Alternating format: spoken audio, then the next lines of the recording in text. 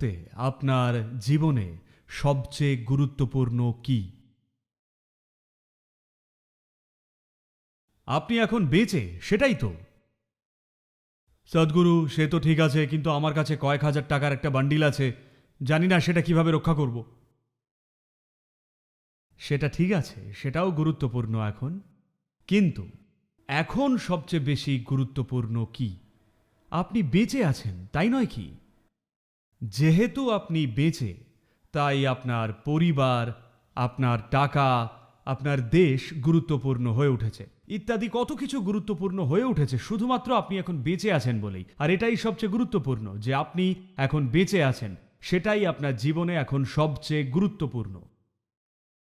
তো ধরুন ধরুন কাল সকালে আপনি ঘুম থেকে উঠলেন।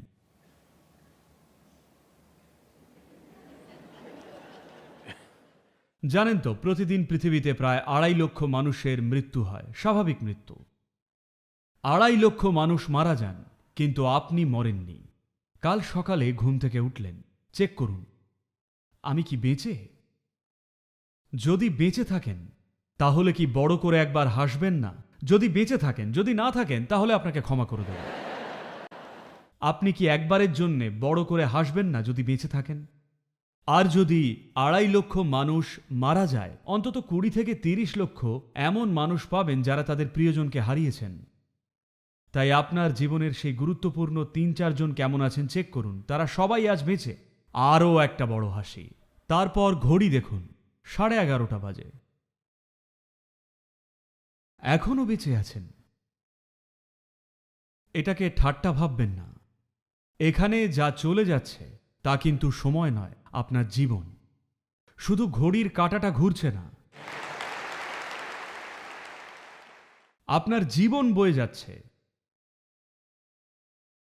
আর এখন 12টা বাজে, আপনি এখনো বেঁচে। আমাকে অবশ্যই কথা দিন, প্রতিবার যখনই ঘড়ি দেখবেন অবশ্যই একবার হাসুন, যদি তখনও বেঁচে থাকেন। যদি মারা যান তবে আপনি মাফ। কিন্তু অনেক মানুষ রাস্তা দিয়ে এমনভাবে হাঁটছেন যেন তারা মৃত্যুশয্যার ভঙ্গিমাটা প্র্যাকটিস করছেন। চিন্তা করবেন না, সেটা স্বাভাবিকভাবেই আসবে। মৃত্যু দারুণ এফিশিয়েন্ট, এর জন্য প্র্যাকটিস লাগে না। যখন মৃত্যু ঘটে, বুম, একেবারে নিখুঁত। কেউই কখনো ইনএফিশিয়েন্টলি মরে না। মানুষ নিখুঁতভাবে হয়তো বাঁচে না, কিন্তু মৃত্যু সবার বেলাতেই একেবারে নিখুঁত।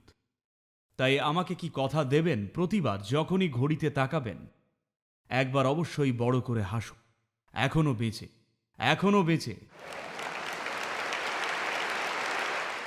আপনি জানেন না কিভাবে এসব ঘটছে। সত্যি কি জানেন কিভাবে এসব ঘটছে? জানেন কি না?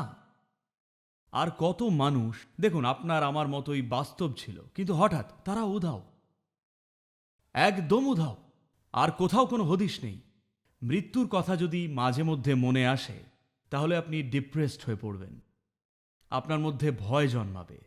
কিন্তু প্রতি মুহূর্তে যদি এই বোধ নিয়ে বাঁচেন, তাহলে এটাই আপনাকে পুরোপুরি প্রাণবন্ত আর উচ্ছ্বসিত করে তুলবে। কারণ সত্য ঠিক এই একটাই, যে এটা চিরস্থায়ী নয়, আছে শুধুমাত্র কিছু সময়ের জন্যে। আর যত বেশি আনন্দে থাকবেন, সময়টা ততই দ্রুত কেটে যায়। যদি পরমানন্দে থাকেন, তাহলে পলকেই সময় কেটে যাবে। তাই তো, তাই জীবনটা দীর্ঘ কাটছে না অনুভব করতে হলে নিজেকে একেবারে দুঃখী করে তুলতে হবে, নয়তো এটা পলকেই শেষ হয়ে যাবে।